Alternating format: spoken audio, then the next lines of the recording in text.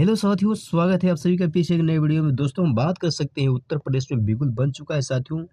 उत्तर प्रदेश पंचायत चुनाव को लेकर के चारों तरफ इस समय ज़्यादातर लोगों के दिलों में चहल-पहल जैसी चारों तरफ बैठ जाएँगे तो हर जगह यही बात हो रही है कि चुनाव, चुनाव, चुनाव। क्या है उत्तर प्रदेश पंचायत चुनाव की नई लेटेस्ट जानकारी? चलिए इसमें जानते हैं दोस्तों। सबसे बड़ी जो बात है कि आरक्षण, कौन-सा आरक्षण किस सीट पे रहने वाला है, किस गाँव में कौन-सा आरक्षण से जो है कि प्रधान का सीट आने वाला है। आज जिला पंचायत सदस्य, बीडीसी बोल सकते हैं, वार्ड सदस्य जो भी सबका चुनाव होगा इसमें। त्रिस्तरीय पंचायत चुनाव होता है जिसको हम बोलते हैं। तो देखिए इसमें पुराने आरक्षण के आधार पर ही होंगे पंचायत चुनाव, साफ-साफ इसमें निर्देश है। और यहाँ पर देख सकते हैं लखनऊ से रिपोर्ट चल कर के आ रही है। साथियों, पिछड़ा वर्ग कल्याण आयोग के गठन के प्रस्ताव पर फिलहाल कोई विचार नहीं है। सरकार आगामी त्रिस्तरीय पंचायत चुनाव सीटों के आरक्षण में बदलाव किए बिना ही करवाने की तैयारी में है। आने 2026 के त्रिस्तरीय पंचायत चुनाव में सीटों का आरक्षण 2021 के चुनाव के तर्ज पर ही होगा। साफ-साफ इसमें बताया गया है दोस्तों। देख सकते हैं यहाँ पे रोस्टर के हिसाब से देखिए 2026 के त्रिस्तरीय पंचायत चुनाव में सीटों का जो आरक्षण है 2021 के चुनाव की तर्ज पर ही होगा। यही वजह है कि पंचायत चुनाव 2026 में ओबीसी आरक्षण के लिए समर्पित पिछड़ा वर्ग आयोग के गठन का प्रस्ताव पिछले कई महीनों से लंबित है। शासन स्तर पर अब तक इस प्रस्ताव पर कोई भी पहल नहीं की गई है।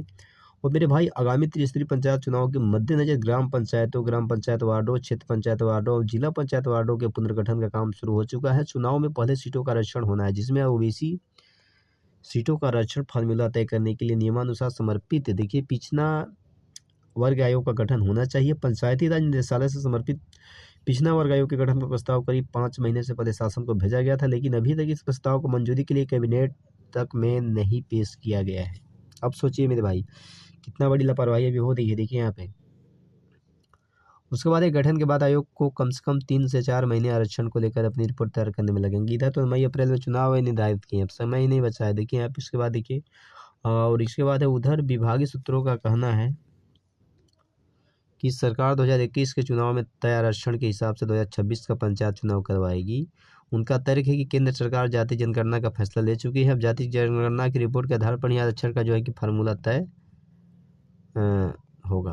अब सोचिए, जनगणना में अभी समय लगेगा, इसलिए सरकार अगले पंचायत चुनाव में नए सिरों से सीटों का आरक्षण तय करने के बजाय 2021 के तय आरक्षण के आधार पर चुनाव करवाने का मन बना चुके हैं। हालांकि विभागीय अधिकारी अभी इस मुद्दे पर कुछ भी बोलने से कतरा रहे हैं।